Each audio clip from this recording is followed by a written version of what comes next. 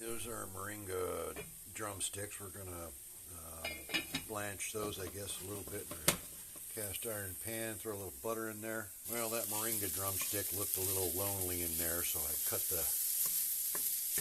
some corn there, fresh corn, ear of corn, cut the kernels off of there. So I'm going to fry that up with there, tune up. I was really thinking ahead I'd make this bacon fried corn, but we'll do that tomorrow for 4th of July.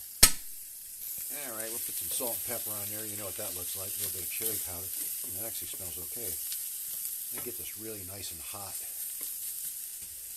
Get that corn really cooking in there. Get it kind of burnt on the bottom a little. All right, well, here's how this goes. You want to cut these open and all the seeds are in there, and you scrape that out. So the outside pod, you don't want to eat that. You scrape out the inside though, and you get this little pile of seeds there. And that's what you eat. Let's see if I get some here. It's kind of like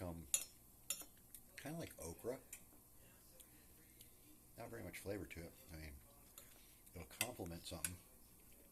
Be good in a stir fry or just about anything. Super high in vitamins. That's the thing about it.